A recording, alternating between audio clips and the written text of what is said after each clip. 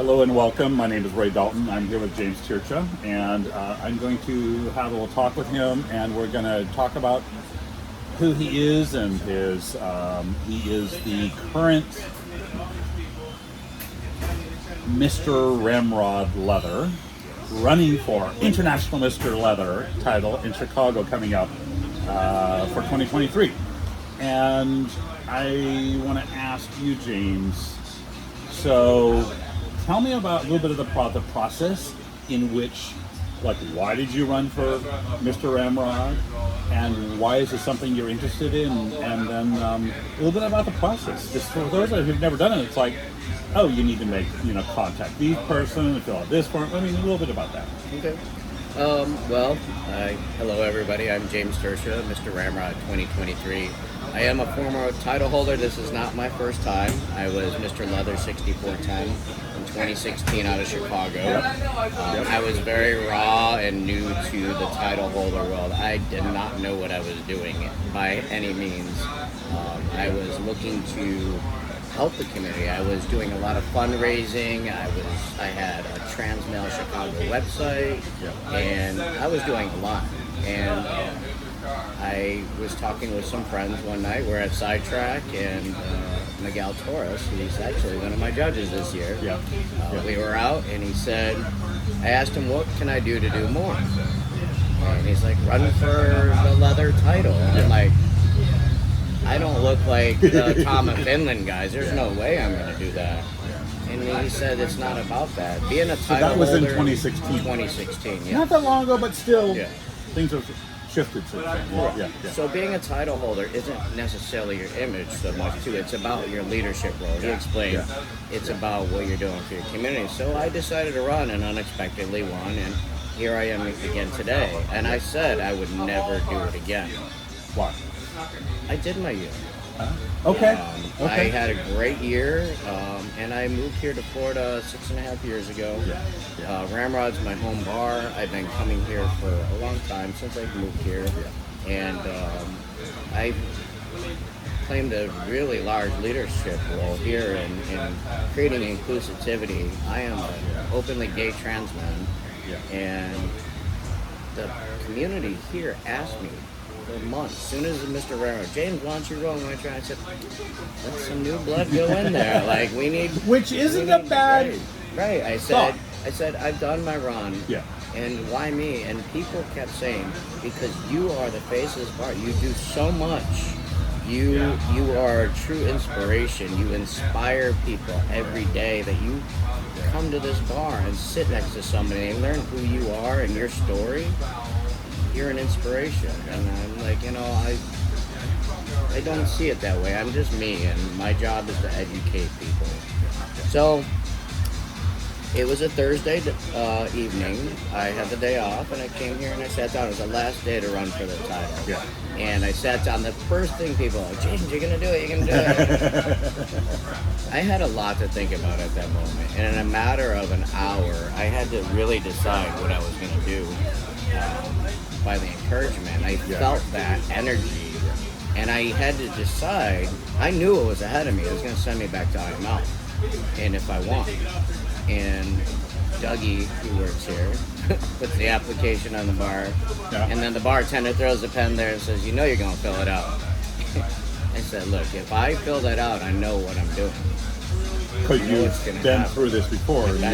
You're not running blinded by that. Right. And I said that didn't necessarily mean I was going to win. I didn't go in it with you have to go into a contest with the preparation to win. It's not saying I'm going to win. You running, and there's a chance to win. So you got to.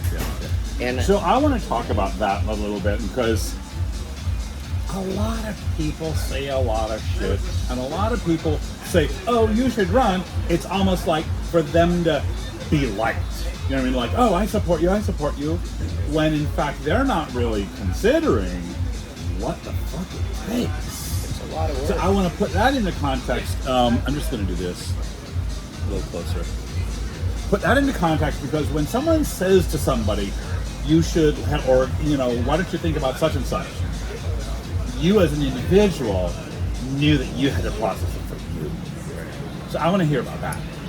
Well, like at that night at the bar, they were saying all this stuff, but what was going on inside your brain? In my head, it was, okay, I know what I have, all the work that's involved. There's a lot of work being a title holder.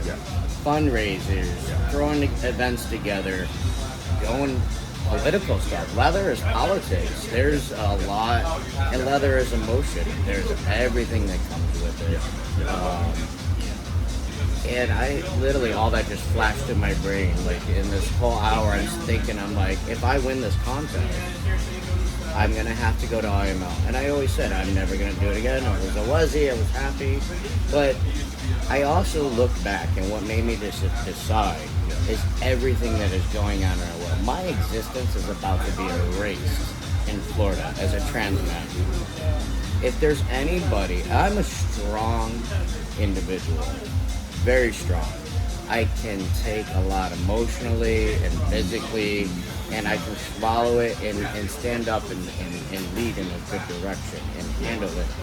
You need somebody that has that strength to battle these battles. We have cancel culture going on. We got politicians that are erasing our community. The bill is getting ready to get signed right now, HB 1403, I believe it is. They're going to eliminate health care for transgender people in the state of Florida, starting with children, and it's going to go to the adults. They're also just going to they're trying to make it illegal to be gay or trans. It's terrible. Anyway, so these were the things that you was considering the world, actually the current state of the world, because as a title holder, these are the things that you ponder, and you get to decide how to navigate. And I want to go back to one of the wonderful podcasts that On Guard did on title holders. Did you watch it? I believe I have. And you know what they said? They said there is no rule book on what you have to or can't do. And what I'm hearing you say is the things that you are passionate about. These are the things that motivate you. If and when I'm a title holder, these are the things I'm up to. And to not shame people who don't do everything. There are title holders that don't do much with it. And guess what? For That's whatever okay. reason, it's okay. You are not required. When you win a title, the only thing you're required to do is come back and judge in that contest. You can just wear your vest and look pretty and go to the bar and get laid all year. There's nothing wrong with that.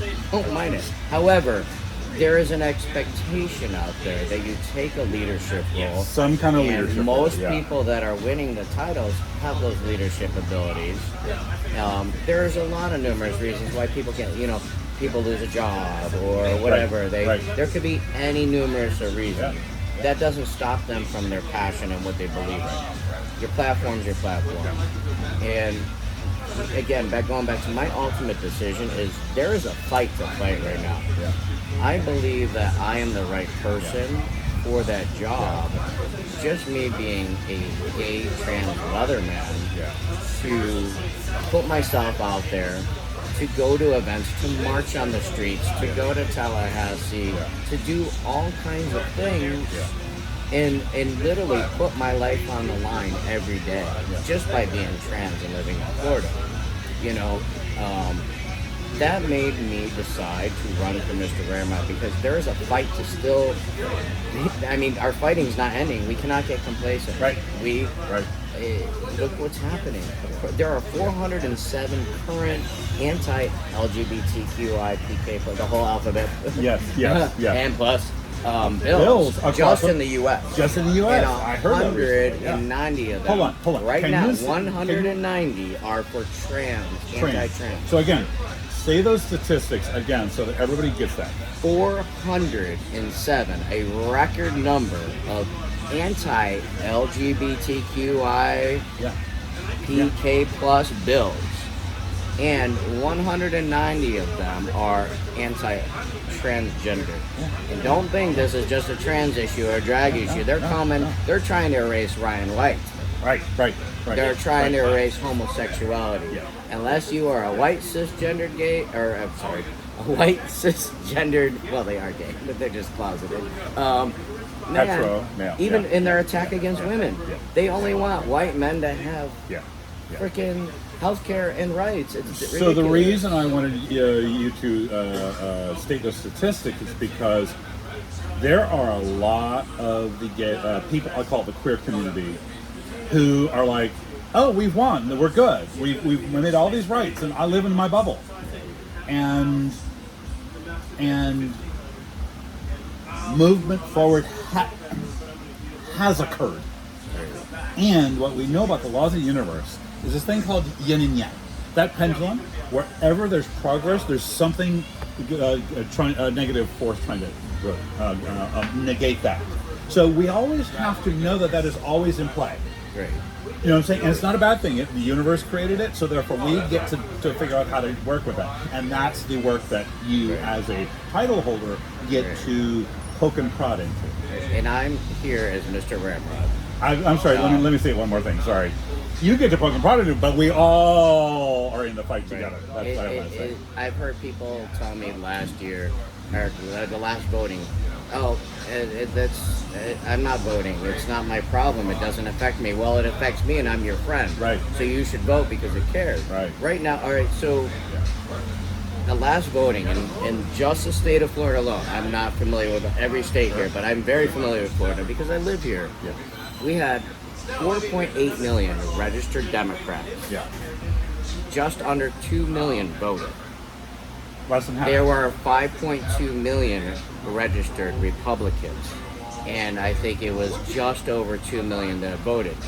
We lost the vote by 800,000 votes for Democrats. Yeah. If we had 1 million more people that are Democrats that came out to vote, who said we could have won, and we would not be having this conversation. A million Democrats who said my vote counts. Yeah, and I encountered at least 100 people here, just in Ramrod alone, that said, I'm not voting, my voice doesn't matter. Right. What's it matter? Right. It does matter. It does matter. And you need to vote. If you're a Democrat in a red state, you have to vote. Yeah. And you have to encourage all your friends and family to vote. The problem is people just aren't voting, and I don't know why. And that's why this is why we're fighting. And then people want to complain that we're fighting, yet they're not using their vote. Like, use your voice. Your voice does matter. And you know, the popular vote and the electoral votes, it does matter. Yeah. So I'm just going to bring that back to, if you think your vote doesn't matter, you believe you don't matter. That's what it translates down to. And you don't care about the person that you're having a cocktail with. So, but this is why I ran. Yeah. This is why I ran for Mr. Ramrod. Because you see the value of somebody strong who actually is mentally and physically, but emotionally, and also has a little bit of traction that could actually hold that space. Not to say anything about the newbies. That's not saying the newbies can't. But I see you as somebody who can bring the newbies in, get the younger generation, bring the old generation, bring all together and motivate. And that's what I'm working on, even with my events here. I got people coming to Ramrod that said they'd never return. They're now coming. They're coming because? They're coming because they believe in my platform, my mission, and I vouch. This is my home bar, and I'm here, and I'm creating that conversation with people that it is okay. If you want to be a woman or a trans man, woman, anybody, non-binary, come to Ramrod. We welcome you. It's okay. As long as you like a trashy little bar and have fun, We all love a trashy little bar. See this Pig Week logo here and everything. It's everybody. So I want to hear, what is your platform? My platform is inclusion. It doesn't matter what walk of life you are. We can all share a kinky space together. There is no reason for somebody to get all up in arms because a woman walked in your bar, non-binary. I'm sorry, but you're not going to lose your blowjob because a woman walked in the bar. Like, really, get over it. Those people are here they're curious and kinky. And if we keep demoralizing other people because of who they are, this will eventually just die out. And who's going to take over the space? Nobody. This is going to be gone. Well, what we know is that our spaces are diminishing. Okay. There's less attendance, and so this is again in the other part of your platform, which is growing the community. Like I have a leather donation program. There, kink wear, fetish wear, leather, rubber. It's all very expensive. Yep. So here's the thing: I collect kink, fetish, leather Tell gear these people from the community. So, like, for example, I say, Ray, if there's anything in your closet that you don't wear anymore, give it to me. Yeah. Because I'm going to redonate it to somebody in need. So if there are people who are financially distressed, lost their job, went through COVID and gained 40 pounds and can't fit in their old leather anymore, and that's no reason that you can't go to the bar. Yeah. You can't go out on leather night because you don't have anything that fits you anymore. Or if you're new and you're curious, but you don't want to make that investment yet, you're like, well, maybe it might not be for me, and that's inexpensive. You know how many people I've run into in the last 5 years? I have gear. Yeah, well, who I've run into the last years who's like, I've never worn a harness in my life. And I go, what? Right. Again, that's my reality, my world. But they have this little dance about, should I buy a harness and things like that? And you offer the opportunity for them to go, here, put this on. Right. See if this makes you feel like your authentic self. And I have everything from chaps to harnesses to vests to jock straps to kilts, armbands, wristbands. I have everything. What do you get when you outfit somebody in something? Oh, it just makes my heart melt to see somebody so happy and grateful, and then they go and have fun. And it's like when you cook a meal for somebody and they eat it and they say, "Oh, so good." It's the same feeling that I get. It's that pleasure of, you know what? Now you're a part of the community, and you come out to the nights, you have fun, you're getting laid, you're meeting friends, and things are growing. It's an amazing, incredible transformation to watch people grow. Watch people grow, and that's all. Anybody knows anything about me? That's all what I'm all about. To me, that's one of the greatest contribution, and watching people grow and having them grow to the next level. To me, is two of the greatest things in the experience of being a human being. And I'll tell you how it all started. When I won Mr. Ramrod, the night I won, there was a friend of mine here in the bar, and he said, "James, I'm so proud of you. I'm here." He's a regular here, and he said, "I would love to support you. I don't have any gear to go to your EDCs. I'm in charge. EDC is enforced dress code. And enforced dress code. In gear, leather uniform." He goes, "I would love," and that is my event to put together, and I'm responsible for it. He goes, I'm eating ramen noodles for dinner because he goes, I struggle to fix anything. He barely had anything, and that lit the fire under my ass. And I said, this is not okay. And I came up with it. I said, how about I ask the community to donate? And on my first EDC I hosted, I outfitted 6 people in full gear and leather. He was one of them as well. I got him a vest and a harness, and he was the most proud man. That harness and vest was in his car on the ready all the time. Yeah. And it just made me glow to see how happy he was, and he felt like he was part of a community. Who was somebody who felt like an outsider as well. Well, let's talk about fetish gear for 1 second. Whether or not you see yourself as a kinkster or BDSM fetish, anything like that, there is something about the art of wearing fetish gear or kink gear. Something changes inside you. It shifts. And I find many times it touches a part of ourselves that hadn't been touched or awakened before. And so there's a rediscovery or a new discovery many times that occurs with that. I don't want to get into the whole conversation of like, oh, there's all these people who just wear it as drag, whatever. It's always going to be, it's always been, I don't want to take away from that. Here's the thing, you can, and they feel sexy in it, go for it. But we're for the sake of this conversation, we're talking about the people who either really awaken something, and you get to create that as an opportunity. Just today, I was, as he was cutting my hair, see this haircut? Yes, good haircut. at, what's the name of the barbershop? Carved barbershop. Carved. Yeah. He carved He me got up. carved. Look at that thing. I know, all right. We were talking, and as he told me about his gear exchange, or whatever you call it, I was realizing that Boy David has got a bunch of leather in his closet still in Atlanta.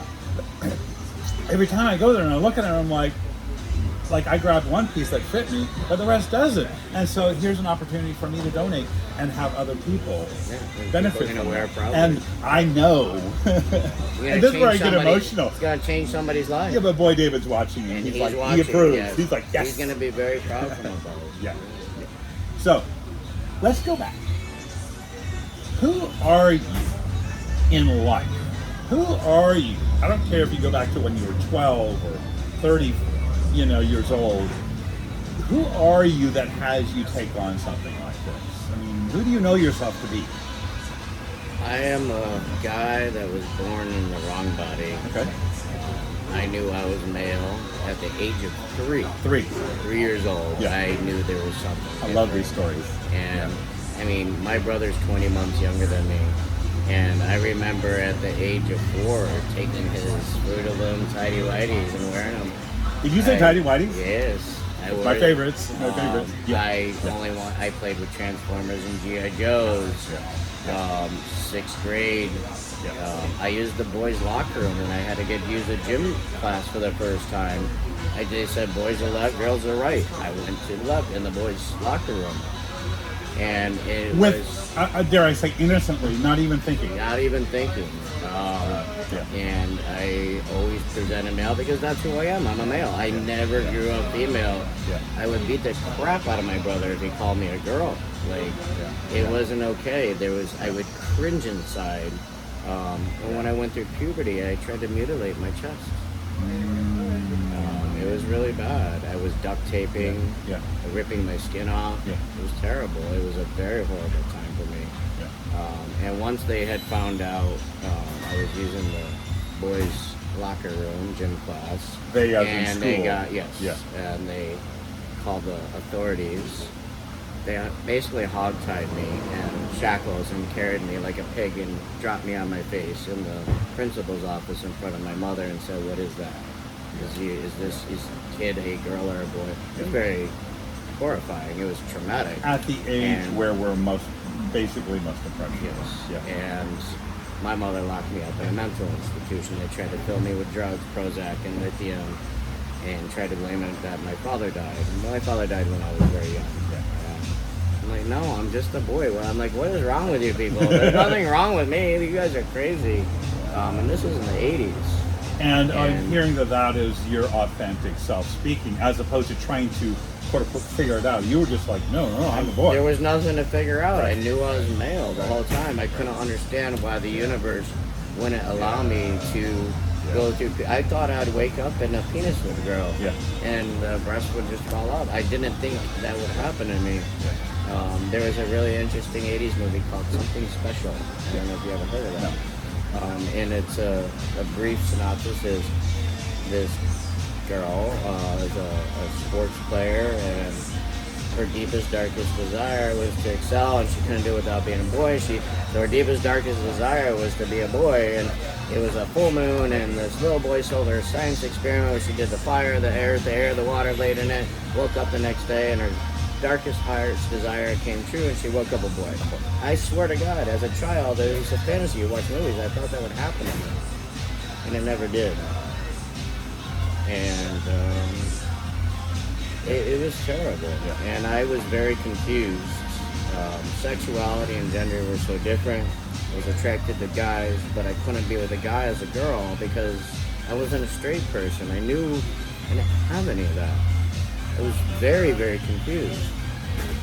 So I went to the military. My dream was, I wanted to be Rambo, Commando. I wanted to be this war hero, like as a guy. But I had to go to the military as a female. And it was much different. I didn't enjoy, I love the military. but I didn't get out of the military as what a man would have gotten out of the military. It's much different. And then I got out, and that's when I began my transition. I realized I couldn't go on like this anymore. So how old were you when you got out and started? I got out in 2006. I was 28 or 29 years and old. thank you for saying the date, because it makes a difference, specifically in the United States, the trajectory of education, science, and social awareness. So 2006. Yeah, it was 2006. And I was in a relationship with a woman, and the women that I dated looked like men. I couldn't be with, I've never been attracted to femininity, and it was my way of conforming, and like I couldn't be with a guy physically as a woman. It's really hard to explain. I don't know how to explain. So once I transitioned and my body became more well, I always looked male. I didn't never look female, but like the things like the voice deepening, the facial hair, more fat redistribution. I was always in the gay bar still, and men started hitting on me, and I basically had to come out again. And I finally found myself in my sexuality as a gay man. And when I have sex with men, I have sex with men as a man. I'm not having sex with a guy as a female-bodied person. I'm just a fag with a bonus hole. Yeah. Sorry, I don't mean to offend anybody for the F word. I was a homosexual, yes, and I still am gay for bonus holes. Right. As you know. Well, you touched on the terms a minute ago, and I want to bring forth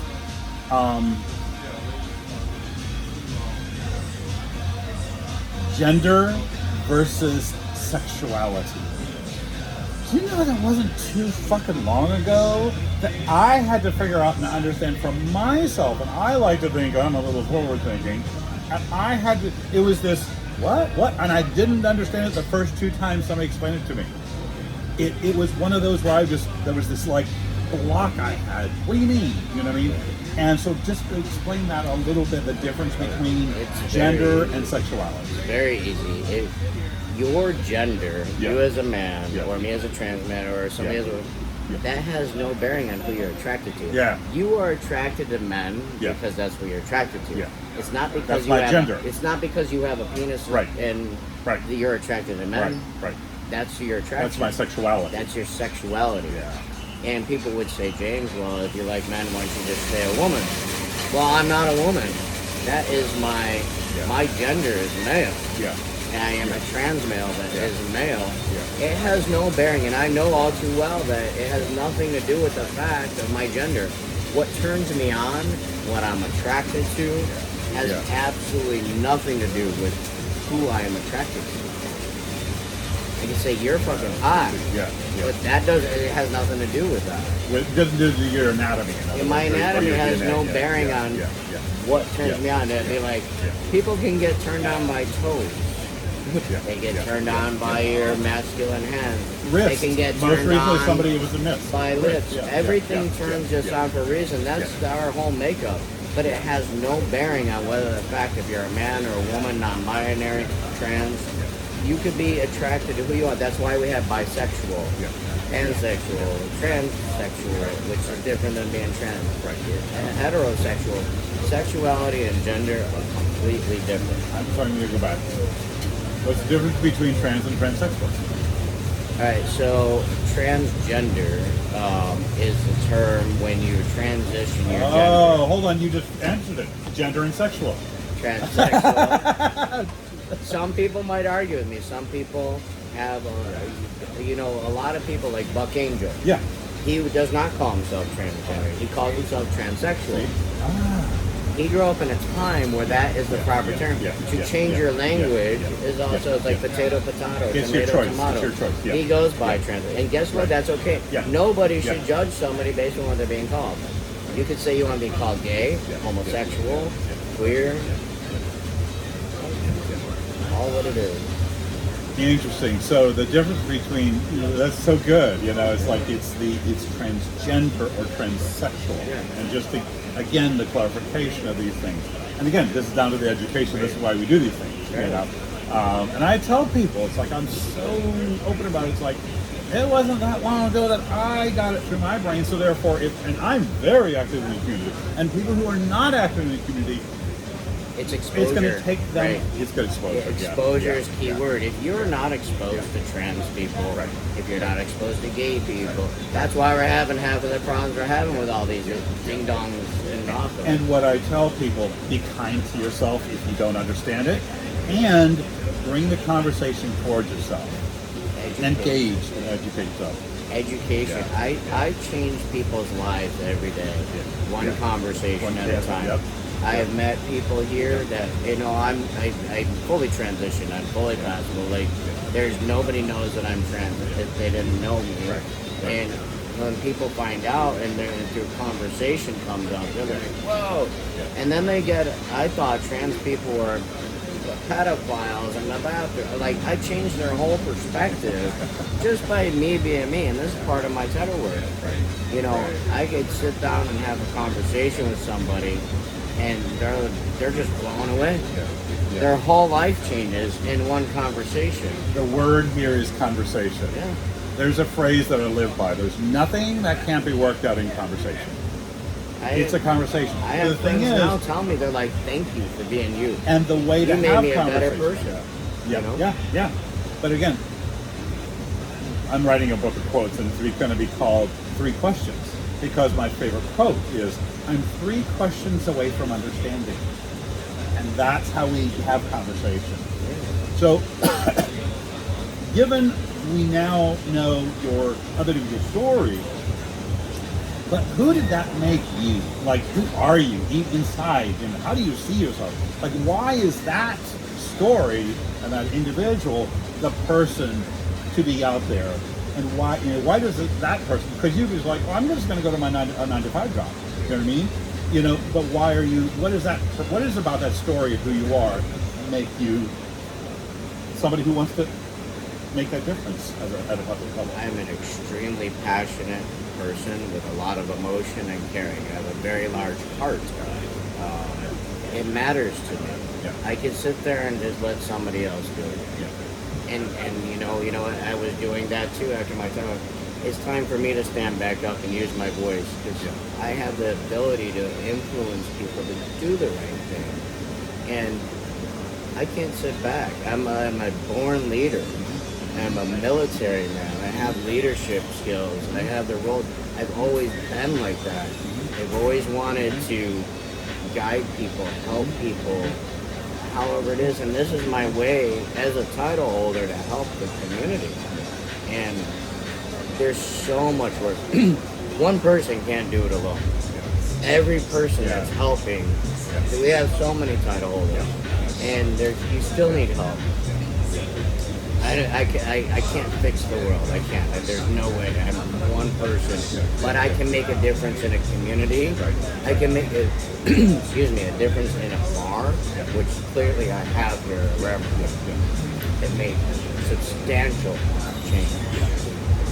Do you remember when we met? I don't remember the exact day, but I remember it's been a couple of years. Eric, the Nubian Prince. Oh yeah. Eric, who lived there and moved back to Chicago. Yeah. He introduced me over right off the drive there, and he introduced us, and we started to talk. And as is my style, I tend to ask some really hard-hitting questions, and somebody will say something, and I'll push back. Well, are you sure? Blah blah blah. And him and I just instantly were engrossed in conversation, the difference making conversation, and I was like, I'm paying the fuck attention to this man. You know what I mean? And I will never forget that. You have a better memory than I do. I've had a lot on my mind lately. Well, but you get what I'm saying, and I like to tell that story because A, somebody I love it that people introduce people, and B, we immediately got into conversation, and that's where it is. So, thinking about going, to Chicago, it's a lot of work. It is. It's a lot of work. A lot of work. I haven't been a title, but I hear the stories. It's a lot of work, and it's not for the faint of heart. And I'm just going to say to potential title holders, you can do it on a whim, but what we're basically saying is put some thought into it. Your community deserves the thought to put into it, and obviously you have. Well, just to give you a recap. How do you get yourself ready for it? Just to recap, I got my IML send-off party coming up Yeah. May 21st here at Ramrod. Yep.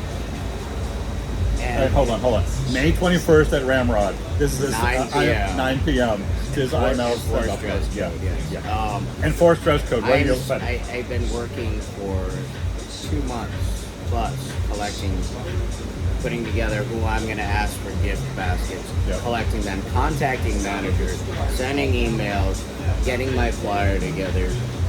There's a lot of work, and I've done a lot since I've 6 months. In April, I am into my 7th month of this title, and I've done a lot, and it's a lot of money too. If some sponsors will pay for everything.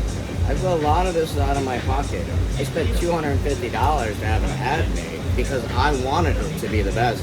I could have went at home and just printed something up, but it's your image, and my image is worth that $250. And I did that. You don't have to do these things, Right.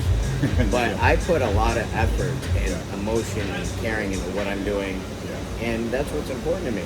I spent my entire day off yesterday and Sunday and the previous Thursday. I get 2 days off a week, and I spend around chasing around things for my events and putting things together and asking people. And that's for your events here. That's just one event. Just one event. That's just one event.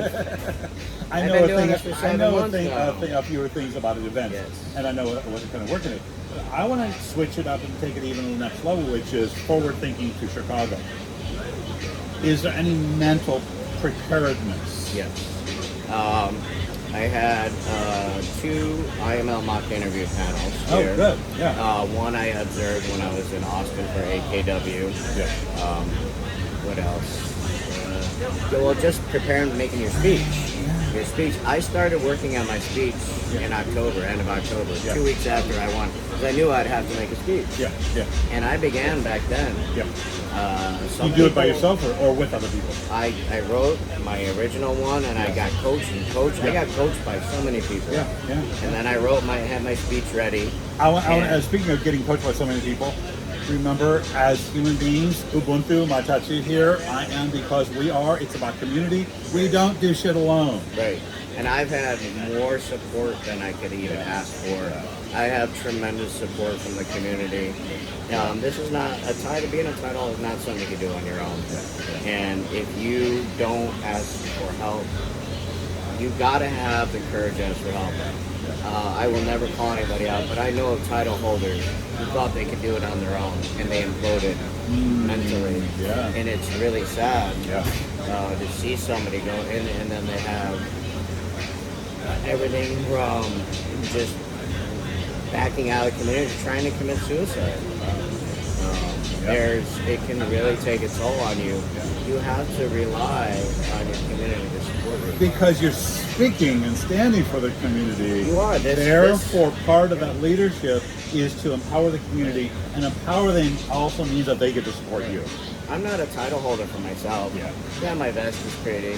I could go buy a regular leather vest. But I did this for the community.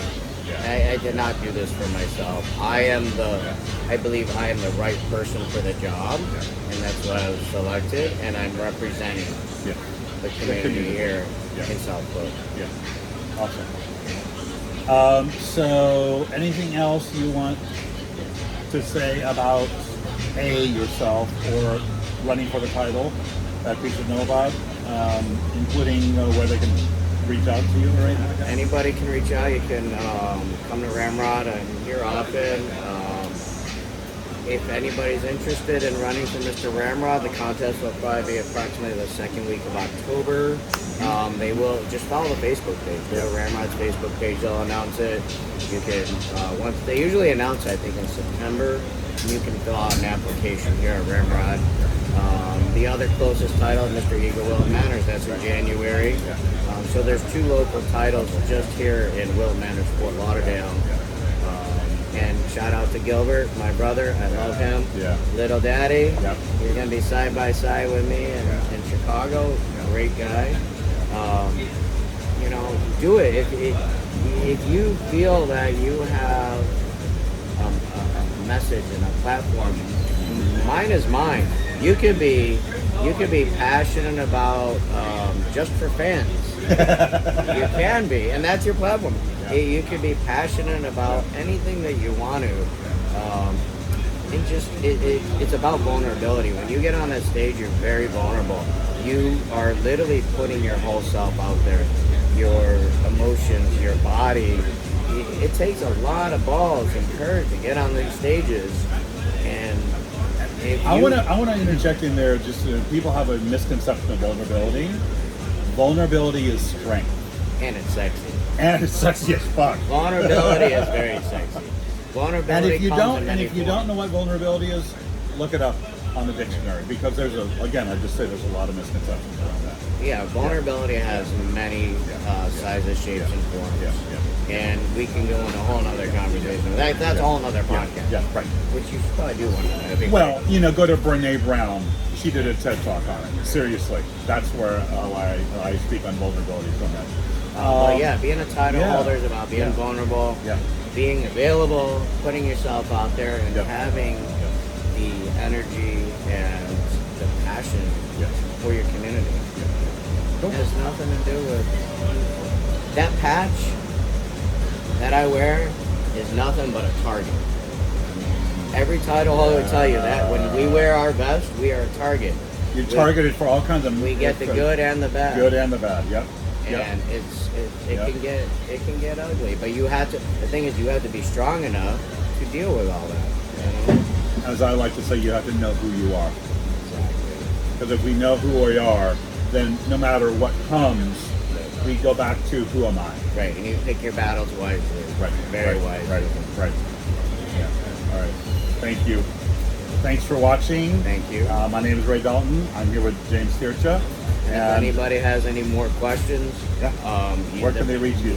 One of the best way on my Facebook, I try to keep a little bit more private to friends. I do have Mr. Ramrod 2023. That's a good way, but Instagram is the best way to message me because I get the notification.